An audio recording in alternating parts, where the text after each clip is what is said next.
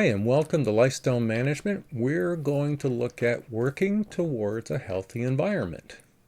That's chapter 16, and this is part 1.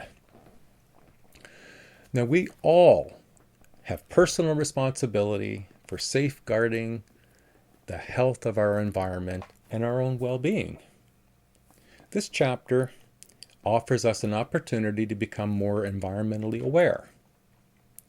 That many of you probably already are, so this will be just a bit more of an update.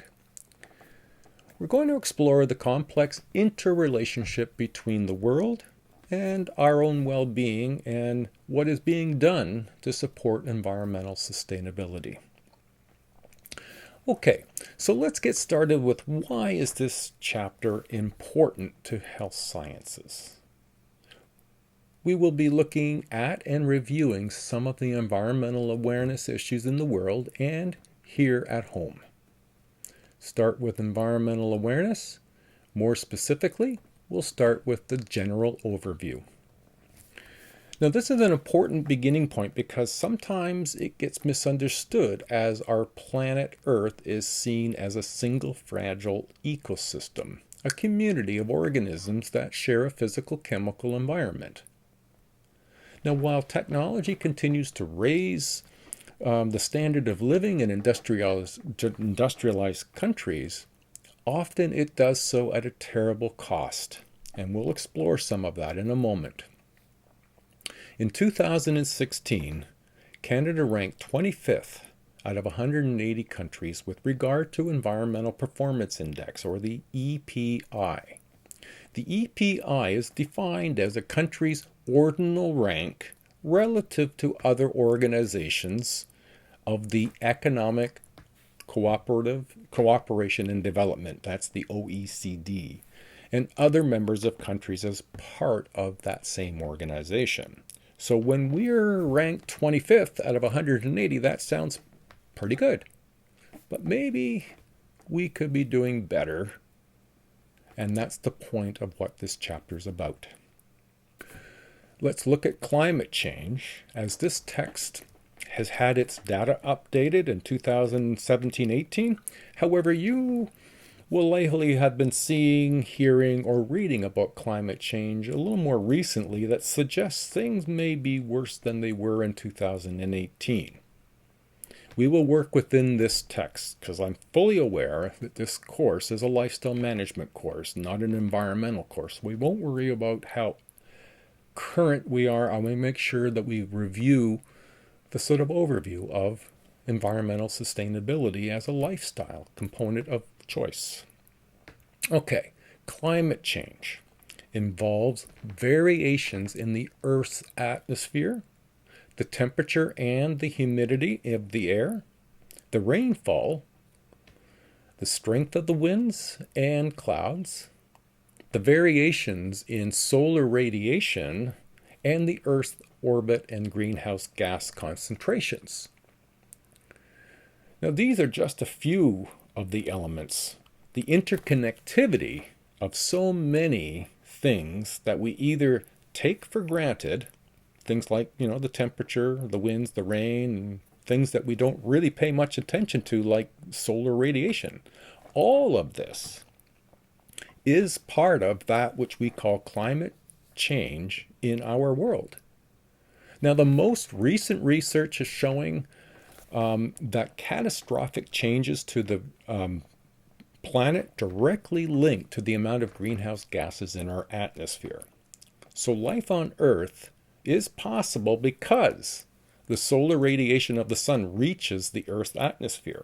Solar radiation passes through the Earth's atmosphere, which is made up of greenhouse gases, and therein lies the crux of people's misunderstandings.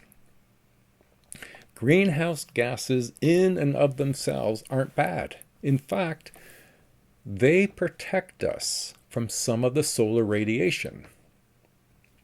CO2 is the most important gas in insulating, or is in this insulation area, and it acts like glass in a greenhouse, allowing a small amount of the solar radiation through.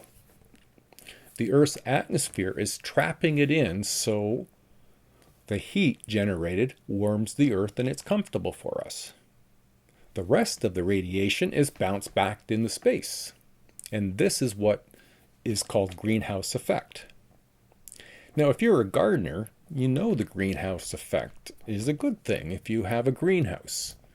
It's good to keep heat in the greenhouse that allows the plants to grow healthily, gives you an earlier spring start in the garden, or allows you to extend throughout the year.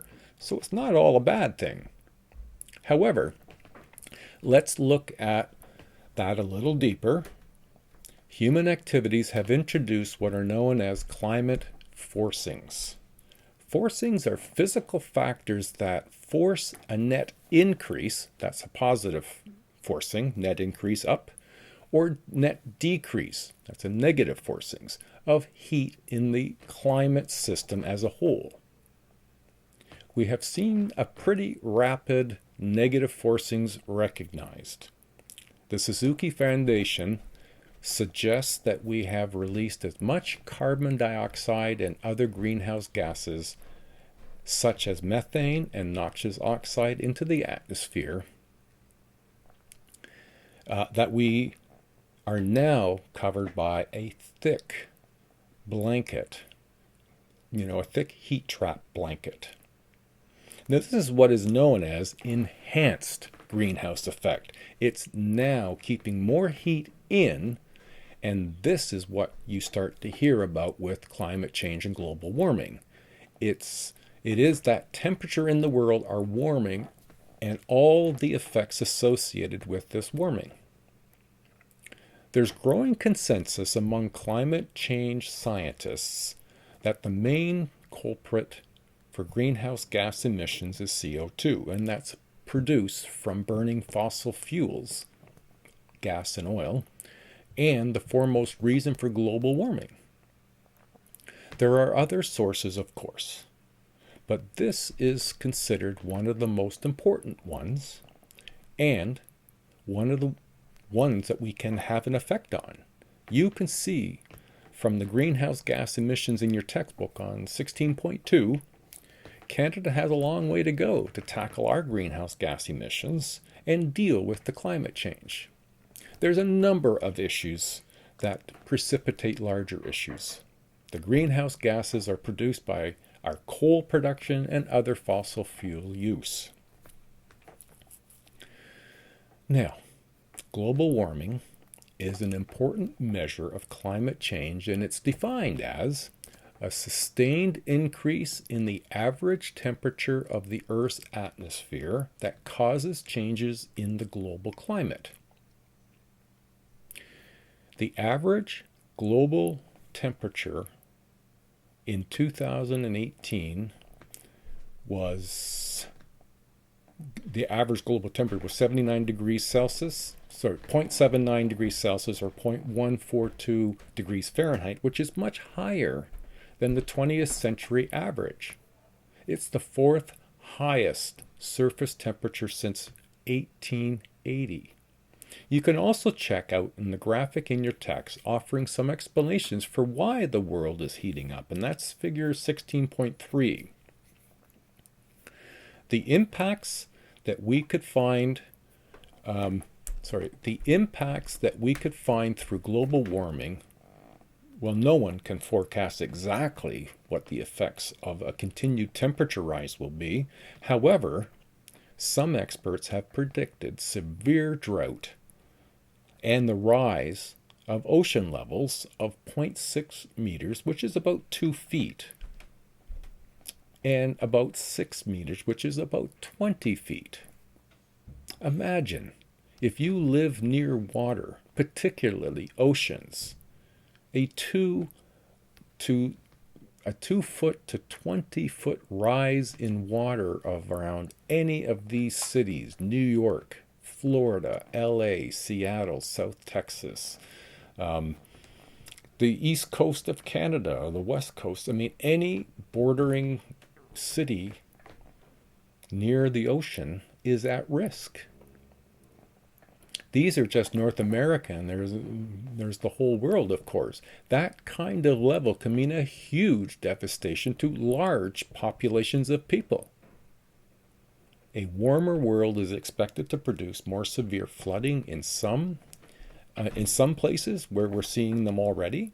We're seeing more severe droughts, and others jeopardize natural resources. Have already been seeing examples of that. Huge heat waves have created droughts in many states, in particular California, and that's known as the breadbasket of America. Looked at huge water problems.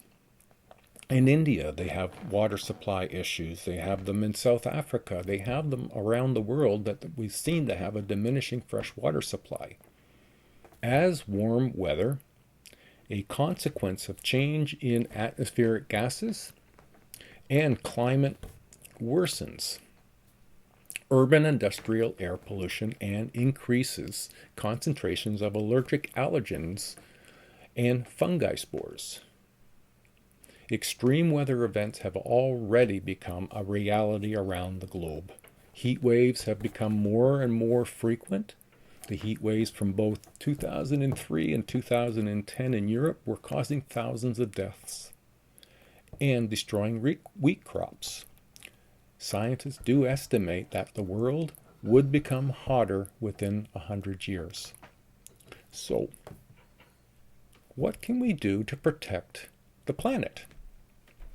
Well, you can look at an individual. What can each of us do individually? And good on you if you're taking personal responsibility. However, we could also be wondering, what's the world doing? And we're going to explore and look at some of these international initiatives. And I'm only going to highlight and review these international initiatives. You'll find them in your textbook. Some of these you may be familiar with, and we're going to begin with the Kyoto Protocol. You may have heard of it. It's a term that's been bandied around more recently. However, this occurred back in 1997. The Kyoto Protocol was negotiated in 1997, and 165 nations signed on the agreement in 2001. Kyoto committed some 40 industrialized nations to limit carbon emissions and reduce them to levels below that of 1990. On February 16, 2005, the Kyoto Protocol officially became into force. Although Canada was a signatory to the UN Framework Convention on Climate Change, and legally required to meet the Kyoto Agreement of 2012. In October of 2006, the Canadian government at the time opted to introduce the Canadian Clean Air Act and subsequently the Eco Action Plan as an alternative plan. Then, in 2011, Canada indicated that it would pull out of Kyoto agreement, and then the first phase expired in 2012.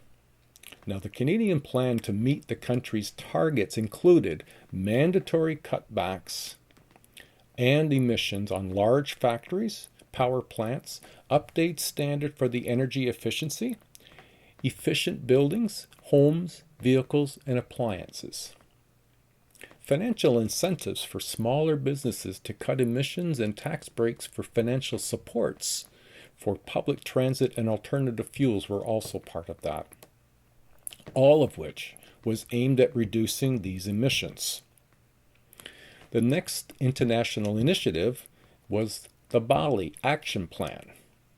Now, the Bali Climate Convention of 2007 laid a roadmap for the post-Kyoto Protocol Agreement for developed countries.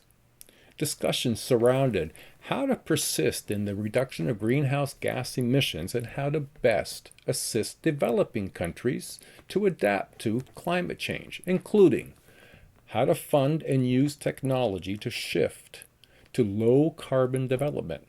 So you can see that this was now starting to reach beyond the developed and the richer countries and moving into more developing countries, and some technologies that could help reduce the emissions. In 2009, we had the Copenhagen Accord.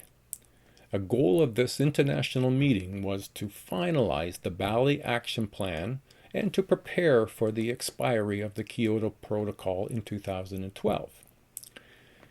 It resulted in a treaty that was not legally binding, but it did offer outlines for the future. Then we had the Rio Plus 20. The Rio Plus 20 was a convention on developing or sustainable development goals. And this was being held in 2012 in Rio de Janeiro in Brazil. The process to develop a set of sustainable development goals was started at this time, and the guidelines on green economy policies were adopted. Participants formulated an agreement to strengthen the United Nations Environmental Program and establish a political forum for sustainable development. So getting the UN involved at this point was making it much more international and stronger. This was followed by the Paris Agreement. In December 12, 2015, this new international treaty, the Paris Agreement, was signed by the delegates at the 21st session of the UN Framework Convention on Climate Change. The long-term goal of this agreement was to keep the rise of global warming below 2 degrees centigrade and strive to keep it within 1.5 degrees centigrade. The Canadian government is supporting the goal of 1.5 degrees centigrade. So the intention here is to slow and or stop climate change from growing and to try to actually keep it lower than that and keep it within that over the extended and sustained period of time. Now, other commitments include the expectation that all countries will do their best to reach national determined contributions. That's the NDC, the National Determined Contributions, and commit to new NDCs every 5 years. It calls on developed nations to help. So richer nations are to provide funds to enable developing countries to reduce climate change, publish the greenhouse gas productions and targets or reductions, and to move forward on carbon neutrality by the year 2050. So this was a sort of a renewed commitment for the long-term objectives, not just by and for the rich countries, but also for developing countries as well. Now, other components that can and do influence what we can do to help include what are known as carbon offsets, carbon pricing, and cap and trade. So we'll check these out quickly. Carbon offsets are defined as credits for greenhouse reduction and have been promoted as one way to achieve carbon neutrality. Carbon neutrality is about not producing any more carbon. So here's how that would work in business. Who are selling energy efficient projects.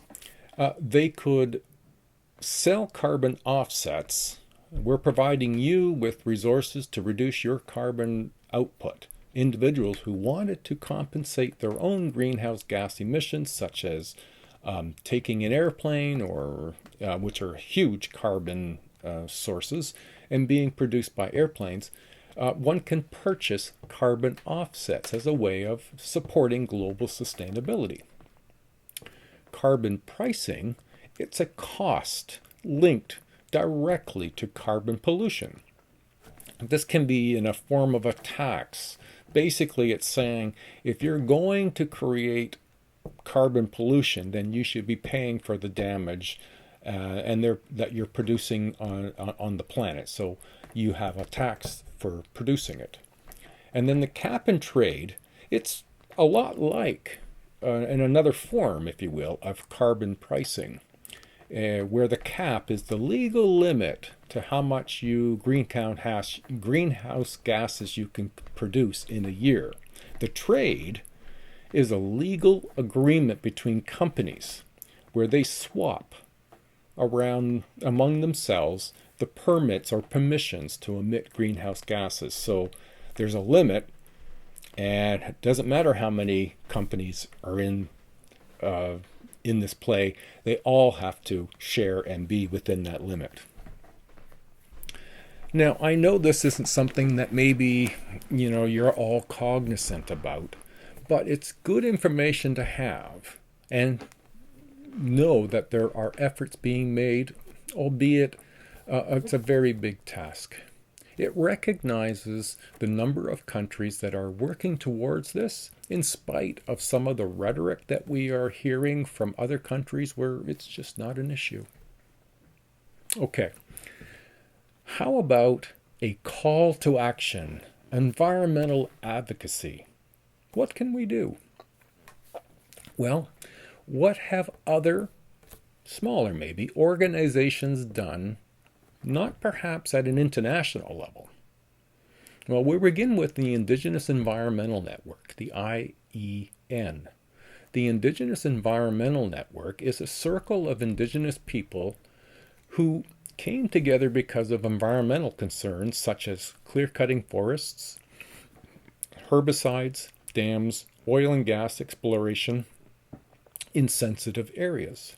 The mission of the IEN is to encourage climate change literacy from an Indigenous worldview, and there are 4 main foci. And they're detailed in your textbook, but I'm just going to list them here. The first is gathering. Second is amplifying voices. The third is producing resources. And then the fourth is support Indigenous sovereignty. The Indigenous are not the only group working or the only people working towards positive change. Rachel Carson, she's an author of Silent Spring, and that was from 1962. She alerted us to the consequences of attempting to control nature with the use of poisonous chemicals to kill insects. Carson, she challenged the practice of agricultural science in the U.S. government and called for new policies to protect human health and remind us that environmental advocacy hasn't just, or isn't just a new thing. It's been around for some time. Al Gore. Al Gore is a former Vice President of the United States, and he's an environmental activist and an author who believes that climate change issues was one of the most important moral issues of our time. Now, you might be familiar with his book of 2006, The Inconvenient Truth. It also came out as a movie, and he did a talk on TED Talk. The planetary emergency of global warming and what can we do about it. The book was made into a movie, and it won an Academy Award in 2007. Gore was also named and awarded the Nobel Peace Prize and he shared that Peace Prize with an intergovernmental panel on climate change. Another person, but this one you may not know, is Ian McTaggart Cowan. He's known as the father of Canadian ecology. He was a wildlife biologist and a naturalist. During his 35-year tenure as a professor at the University of British Columbia, he founded the first university-based wildlife department in Canada, and his efforts became the foundation for Wildlife Environment Canada in Canada. He also pioneered nature television in the 1950s, which changed the way North Americans understood the important connection between nature's world and the world of humans and human action. We can also consider a more familiar name, one I mentioned him earlier, but also one that he's Canadian and you've probably heard of, is David Suzuki. He's an internationally renowned He's a Canadian scientist, and he's an academic, and he's a broadcaster, a writer, and he's a founder of the David Suzuki Foundation. He's considered one of the North America's leading environmentalists. Dr. Suzuki continues to encourage individual actions to change the world. He suggests we take action, and you'll find these in your text, and I'm only going to list them. These are the things that we individually can do to make a difference. Demand climate change solutions. Act online. Volunteer. Act at home. Now, more recently, a younger woman, 21-year-old now, Greta Thunberg, a Swedish environmentalist and a student climate activist. She's inspired a lot of other young people, but not just young people, many other adults and world leaders. She has attended many world international summits and economic forums promoting climate change action.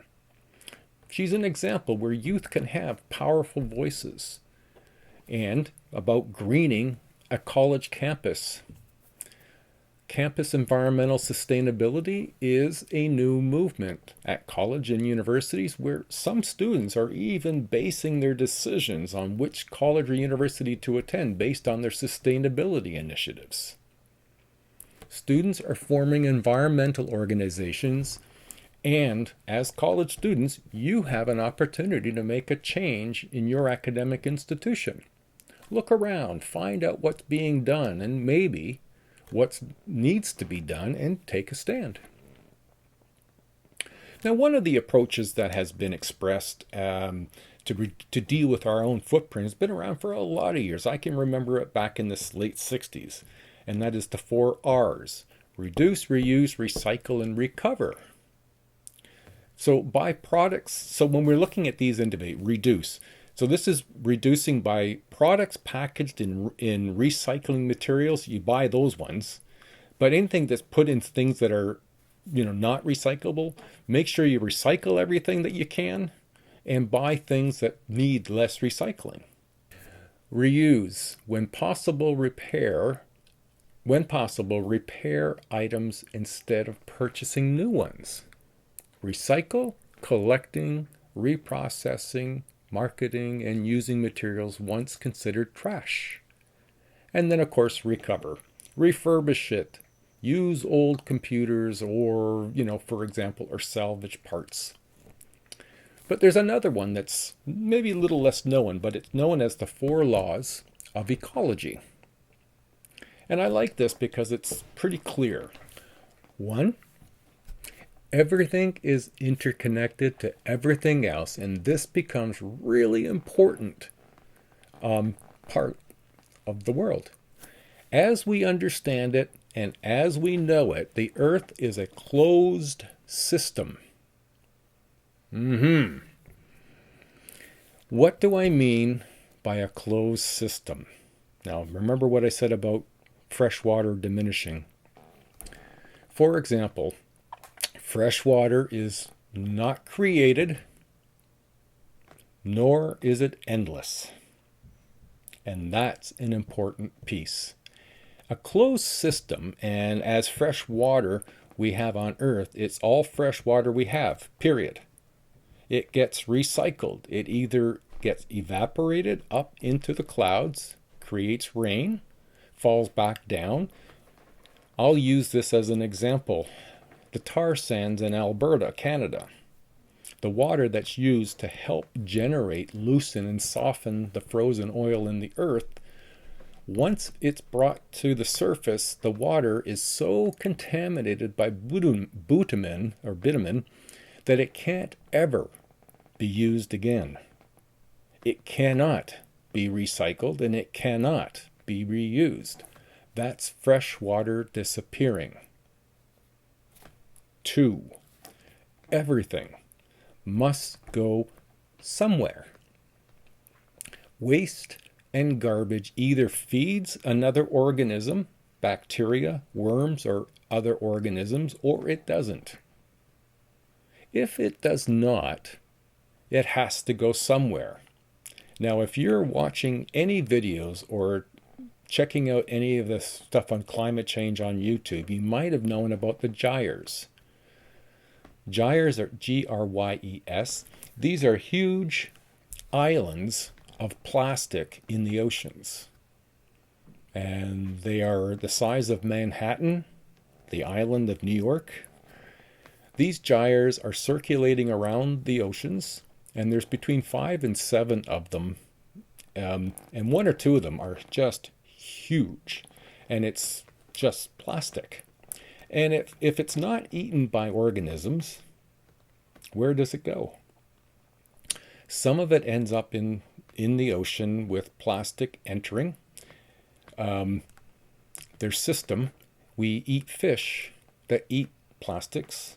Our bodies are showing signs of microplastics currently. 3. Nature knows best. Bacteria, enzymes, fungi, and other natural organisms will break down organic material. That's called composting. However, we've created things that cannot be broken down. 4. There's no such thing as a free lunch. Every technological gain has an ecological cost. Water, air, or land pollution and its associated effects on you and I, our food, for example. So, in closing, not only be kind to one another, be kind to the environment. Find something that you can do today, tomorrow, to show your support of the world we live in. In part 2, we will look at some of the environmental effects on our health. So, good luck, and we'll see you in part 2. Bye now.